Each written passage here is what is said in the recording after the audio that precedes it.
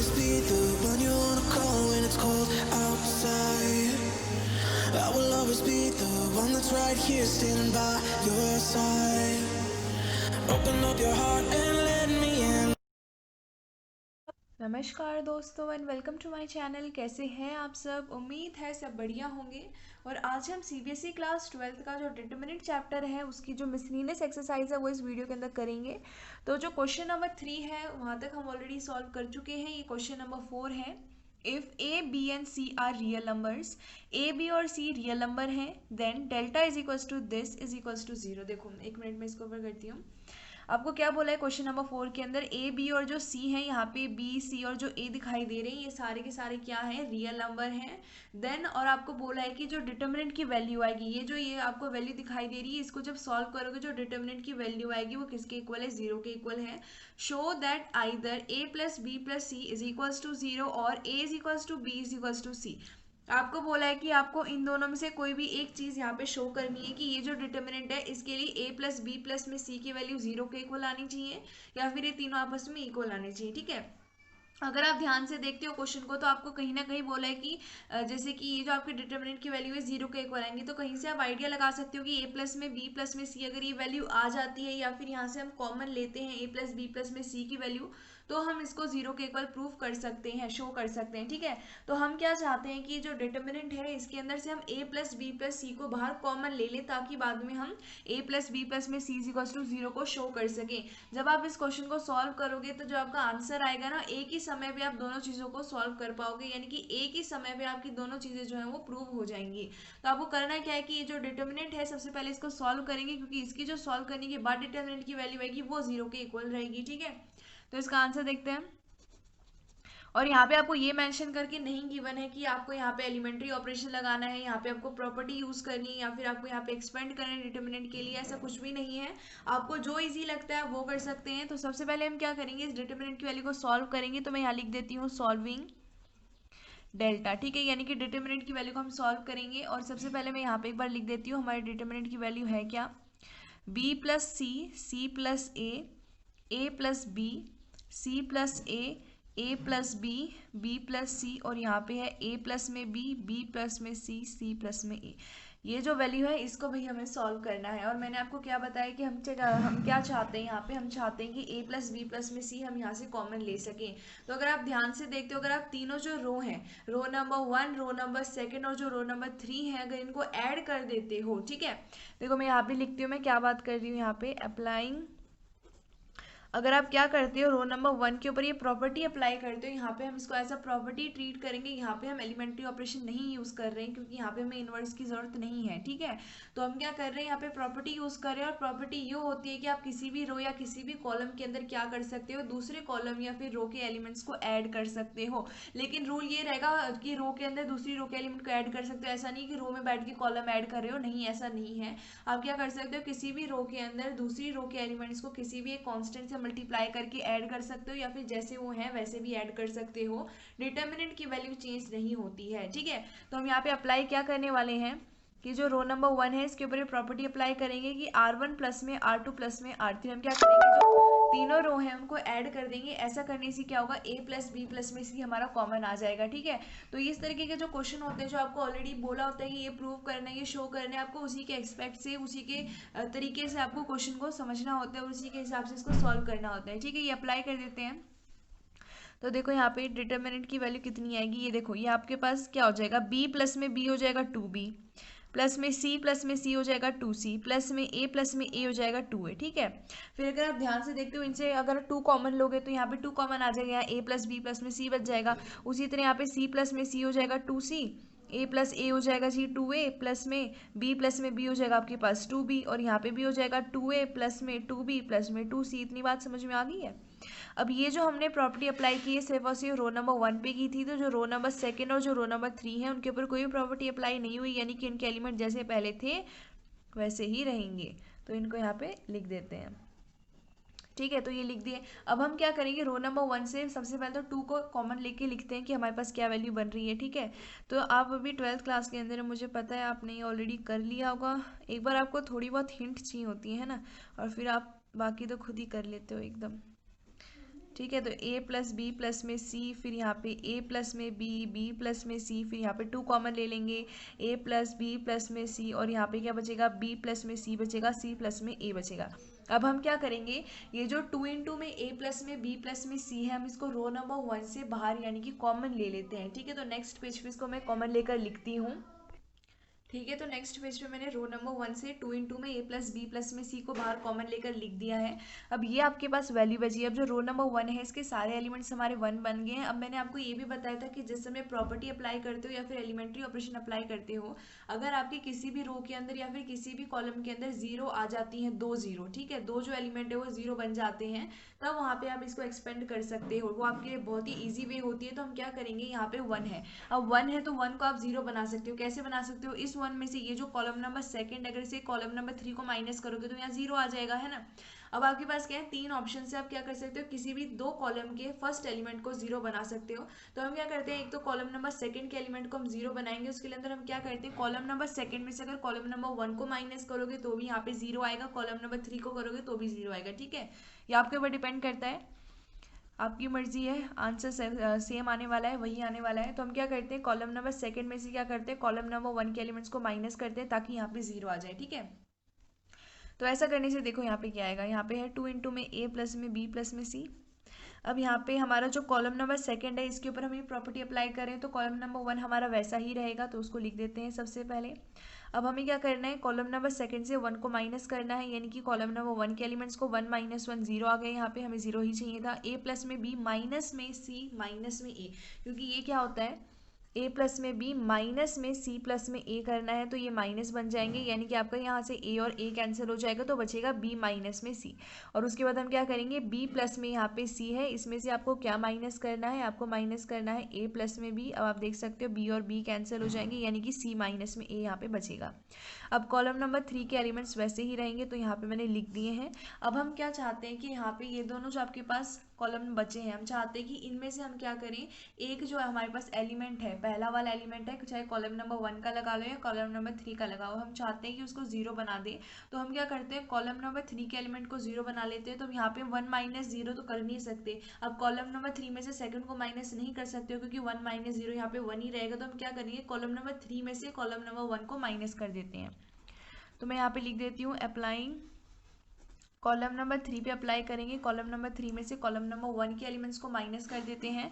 तो आपके पास यहाँ पे डिटर्मिनेंट की वैल्यू आएगी 2 इंटू में a प्लस में b प्लस में c, और यहाँ पे आपके पास कॉलम नंबर 3 पे अप्लाई हो रहा है तो 1 को तो ऐसे ही लिख देते हैं, क्योंकि 1 के ऊपर कोई भी प्रॉपर्टी यहाँ पे अप्लाई नहीं हो रही है। सेकंड भी ऐसा ही रहेगा जैसा पहले था।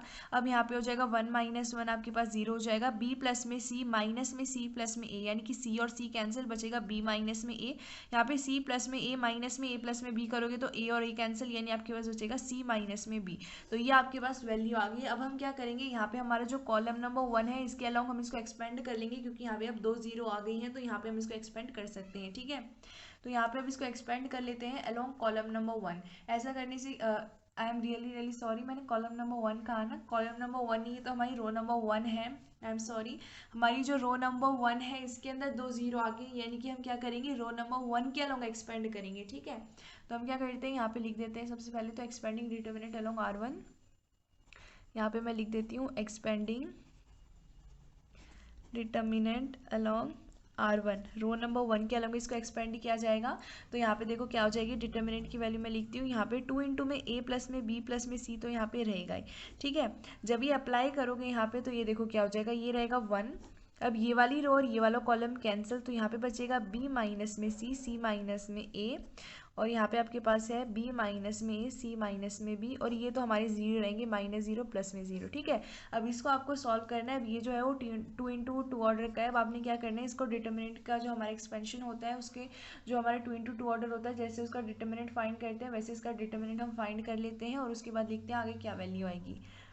तो यहाँ पे देखो डिटर्मिनेंट की वैल्यू कितनी आएगी, 2 इंटू में a प्लस में b प्लस में c है, 1 से इनको मल्टीप्लाई करोगे यही आएगा, यानी आप इसको क्या लिख सकते हो, ये हो जाएगा b माइनस में c इंटू में c माइनस में b, और ये हो जाएगा आपके पास माइनस ऑफ c माइनस में a इंटू में b माइनस में a।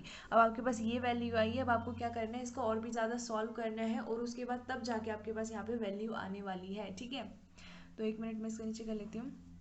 अब देखो ये आपके पास क्या हो जाएगा, इसको बस आपको इसको सॉल्व करना है आगे, बाकी सब आपने यहाँ पे कर दिया है।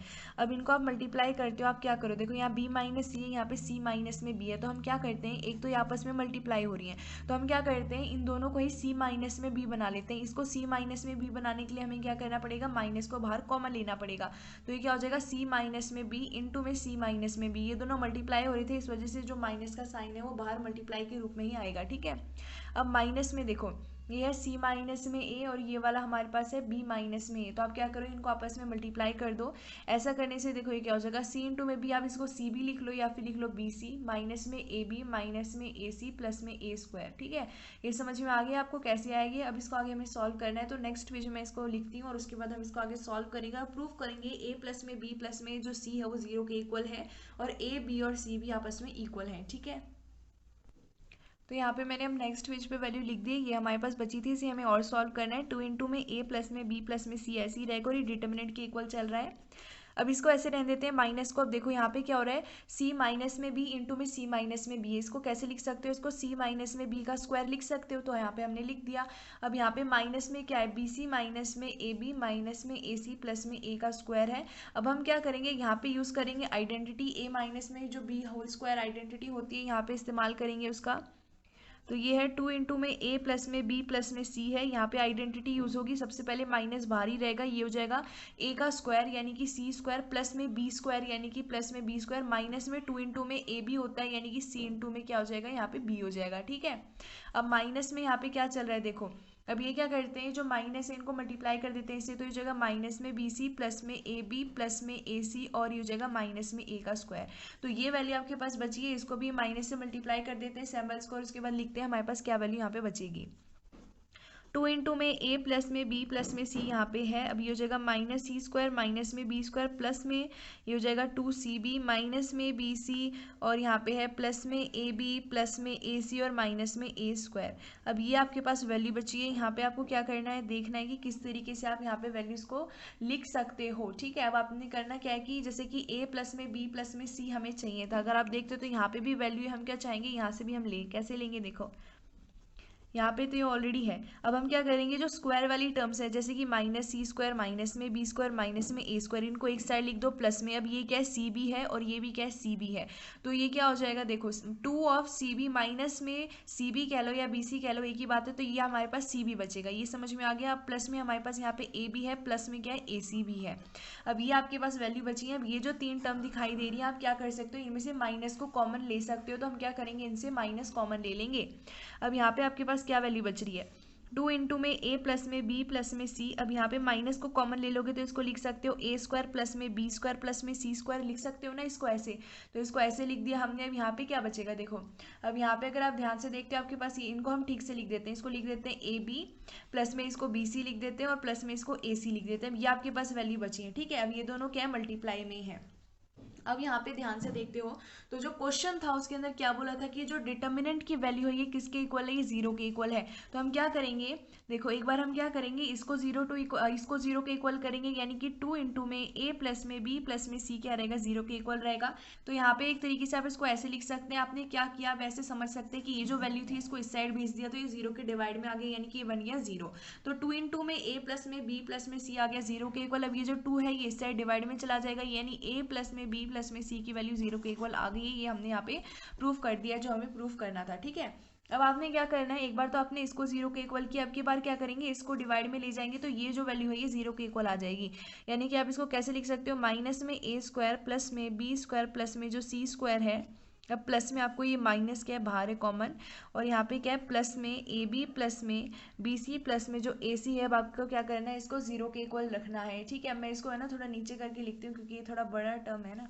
अब यहाँ पे हमने माइनस को क्या ले रखा था, कॉमन ले रखा था, तो यहाँ पे बचा था a स्क्वायर प्लस में b स्क्वायर प्लस में c स्क्वायर प्लस में ए बी प्लस में बी सी प्लस में ए सी इज इक्वल्स टू 0। अब आपने क्या करना है, यहाँ से आपको शो करना है कि ए बी और जो सी है वो क्या है, 0 के मतलब कि इक्वल है एक दूसरे के, 0 की नहीं, वो A is equals to B is equals to C है। अब हम क्या करेंगे, यहाँ पे इसको करने के लिए हम क्या करेंगे, यहाँ पे हम है ना दो मल्टीप्लाई और डिवाइड करेंगे 2 से। हम क्या करेंगे, मल्टीप्लाई और डिवाइड करेंगे 2 से दोनों साइड। तो यहाँ पे क्या हो जाएगा, देखो अगर आप ध्यान से देखते हो इसको आप कैसे लिख सकते हो, तो ये आपके पास इसको आप ऐसे लिख सकते हो, यहाँ पे 2 जो है वो डिवाइड भी कर रहे हैं मल्टीप्लाई भी कर रहे हैं, और यहाँ पे क्या है minus of A square plus में बी स्क्वायर प्लस में सी स्क्वायर प्लस में ए बी प्लस में बी सी प्लस में ए सी इज इक्वल्स टू 0। हमने इस तरीके से लिखा। अगर आप क्या करते हो कि जैसे आपके पास वैल्यू थी, अगर आप क्या करते हो, ये जो वैल्यू है ये 0 के इक्वल चल रही है, अगर आप क्या करते हो कि ये जो सारी वैल्यू है इसको दूसरी साइड भेज देते हो। अगर आप क्या करते हो, ये जो वैल्यूज़ हैं इनको दूसरी साइड 0 की तरफ भेज दोगे, तब होगा क्या, तब ये होगा कि ये सारी जो वैल्यूज़ हैं इनका जो साइन है वो चेंज हो जाएगा। या फिर मैं आपको सिंपली यहाँ से बताती हूँ, इसके बाद आप क्या कर सकते हो, इन वैल्यूज़ को इस साइड भेज दोगे तो जो नेगेटिव वाली वैल्यूज़ थी वो पॉजिटिव बन जाएगी, जो पॉजिटिव वो नेगेटिव बन जाएगी। यानी ये हो जाएगा ए स्क्वायर प्लस में बी स्क्वायर प्लस में सी स्क्वायर माइनस में ए बी प्लस में बी सी प्लस में ए सी इज इक्वल्स टू 0। ये ऐसे बन जाएगा। और उसके बाद हम क्या करेंगे, इसको 2 से डिवाइड भी कर देंगे और इसको 2 से मल्टीप्लाई भी कर देंगे। ठीक है, ऐसा करने के बाद जो होगा वो मैं यहाँ पे आपको बताती हूँ। ठीक है, हमने क्या किया, ये वाला जो 2 था हर एक एलिमेंट को इससे मल्टीप्लाई कर दिया और जो नीचे वाला 2 था डिवाइड वाला उसको 0 की तरफ भेज दिया। तो अब आपके पास ये वैल्यू है, तो ये जो वैल्यू है इसको कैसे लिख सकते हो, ए स्क्वायर प्लस में ए स्क्वायर प्लस में बी स्क्वायर प्लस में बी स्क्वायर प्लस में सी स्क्वायर प्लस में सी स्क्वायर माइनस में 2ab माइनस में 2bc और माइनस में 2ca इज इक्वल्स टू 0 आपके पास वैल्यू आएगी। यहाँ से आपने क्या करना है, यहाँ से आपके पास आइडेंटिटी बनेगी। कैसी आइडेंटिटी बनेगी, देखो ए स्क्वायर प्लस में बी स्क्वायर और माइनस में 2ab आपके पास आइडेंटिटी होती है ए माइनस में बी के होल स्क्वायर की प्लस में। अब आपके पास देखो यहाँ पे बी स्क्वायर प्लस में सी स्क्वायर माइनस में 2bc आपके पास आइडेंटिटी बन जाएगी बी माइनस में सी का स्क्वायर प्लस में। अब आपके पास ए स्क्वायर प्लस में सी स्क्वायर माइनस में 2ca क्या बन जाएगा, आपके पास ए माइनस में सी का होल स्क्वायर बन जाएगा। या फिर आप कह सकते हो कि सी माइनस में जो ए है उसका होल स्क्वायर बन जाएगा इज इक्वल्स टू 0 के इक्वल चल रहा है। अब आपने क्या करना है, हर एक जो आपके पास वैल्यू उसको 0 के इक्वल करना है। ऐसा करोगे तब आपके पास जाके क्या आएगी, वैल्यूज आ जाएंगी। तो ये आपके पास हो जाएगा ए माइनस में बी इज इक्वल्स टू 0, ये हो जाएगा b माइनस में c इज इक्वल्स टू 0, ये हो जाएगा a माइनस में c इज इक्वल्स टू 0। यहाँ से आएगा ए बी क्या है, इक्वल है। ठीक है, और यहाँ से आपके पास आएगा b और c इक्वल है, यहाँ से आएगा a और c इक्वल है। अगर a और b इक्वल है, b और c इक्वल है, a और c भी इक्वल है, इसका मतलब हुआ a is equals to b is equals to c, यानी कि आपने यहाँ पे ये भी प्रूफ कर दिया है। ठीक है, तो हमने दोनों चीज़ें यहाँ पे आंसर के अंदर प्रूफ कर दी हैं। आई होप आपको समझ में आया होगा। तो अच्छा जी, तो नेक्स्ट पेज में मैंने क्वेश्चन नंबर 5 लिख दिया है, सॉल्व द इक्वेशन। ये जो आपको डिटर्मिनेंट दे रखा है ना, जब इसके डिटर्मिनेंट की वैल्यू को सॉल्व करोगे तब एक इक्वेशन आएगी जो इक्वल टू 0 है, इसे आपको सॉल्व करना है। और ये जो ए है ये 0 के इक्वल नहीं है, आपको प्रोवाइडेड है। ठीक है, तो इसका आंसर देखते हैं। बहुत ही ज़्यादा ईजी है, इसको सॉल्व करना है। यानी करना क्या है कि सॉल्विंग डिटर्मिनेंट, हमें डिटर्मिनेंट को सॉल्व करना है। और डिटर्मिनेंट जो है हमारे यहाँ पे मैं लिखती हूँ x प्लस ए, यहाँ पे x है, फिर x है, 1 मिनट में इसको ऊपर कर लेती हूँ, और उसके बाद यहाँ पे x है, फिर यहाँ पे x प्लस में a, फिर x है, फिर x प्लस a। ठीक है, ये आपको गिवन है, इसको हमें सॉल्व करना है। आप यहाँ पे प्रॉपर्टी का इस्तेमाल भी कर सकते हो और आप डायरेक्टली यहाँ पे एक्सपेंड भी कर सकते हो। तो प्रॉपर्टी के इस्तेमाल से हम फटाफट करते हैं, क्योंकि वही सबसे ज़्यादा ईजी होता है। क्योंकि हमने प्रॉपर्टी इसलिए तो सीखी थी ताकि एक्सपेंड करने से जो हमें टाइम हमारा कंज्यूम होता है वो बच सके। ठीक है, तो हम क्या करते हैं, अप्लाई करते हैं। यहाँ पे अप्लाइंग क्या करते हैं, अगर R1 पे आप अप्लाई करते हो और R1 प्लस में R2 प्लस में R3 कर देते हो तो यहाँ पे सेम एलिमेंट्स बन जाएंगे। मैं आपको बताती हूँ कैसे। 1 मिनट इसको ऊपर कर लेते हैं वरना आपको दिखाई नहीं देगा। अब देखो यहाँ पे 3x है, यानी क्या हो गया 3x प्लस में a हो गया। यहाँ पे भी 3x है, यानी कि 3x प्लस में a हो गया। यहाँ पे भी 3x है, यानी कि 3x प्लस में a हो गया। अब ये सारे एलिमेंट्स एक जैसे आ गए तो इनको बाद में आप कॉमन ले सकते हो। ठीक है, और उसके बाद क्या करेंगे, जो बाकी एलिमेंट्स हैं इनको हम बना देंगे, 2 एलिमेंट्स को बना देंगे, किसी भी रो या फिर किसी भी एलिमेंट के 0, क्योंकि यहाँ पे आ जाएगा 1 जब इनको कॉमन ले लोगे, और उसके बाद एक्सपेंड करेंगे। ऐसा करने से ज़्यादा इजी होता है। ठीक है, वरना अगर आप डायरेक्टली इसको एक्सपेंड करते हो तो आपको ज़्यादा मतलब टाइम लगेगा, आपको उसको और भी ज़्यादा कैलकुलेट करना पड़ेगा। लेकिन यहाँ पे हमें कम कैलकुलेट करना पड़ता है। 3x प्लस में a हमने कॉमन ले लिया है, तो यहाँ पे बचेगा 1x, यहाँ पे बचेगा आपके पास 1x प्लस में a x, और उसके बाद यहाँ पे 1x प्लस में a। अब ये वैल्यू आपके पास आई है। देखो, जब आप इस तरीके के क्वेश्चन को सॉल्व करते हो आपको जितना इजी हो सकता है ना उतना इजी बनाना चाहिए, ताकि आपको कम कैलकुलेट करना पड़े और आपका आंसर जल्दी आए। अब यहाँ पे हम क्या कर सकते हैं, किसी भी 2 एलिमेंट्स को 0 बना सकते हैं। हम क्या करते हैं, कॉलम नंबर 2 से कॉलम नंबर 1 को माइनस कर देते हैं। तो मैं यहाँ पे लिख देती हूँ अप्लाइंग, कॉलम नंबर 2 के ऊपर अप्लाई करेंगे। कॉलम नंबर 2 से कॉलम नंबर 1 के एलिमेंट्स को माइनस करते हैं। तो डिटर्मिनेंट की वैल्यू देखो यहाँ पे कितनी आएगी, 3x प्लस में a, तो यहाँ पे रहेगा ही। अब जो कॉलम नंबर 1 है उसके एलिमेंट्स ऐसे ही रहेंगे, क्योंकि जो हमारा प्रॉपर्टी है वो अप्लाई हो रही है कॉलम नंबर 2 के ऊपर।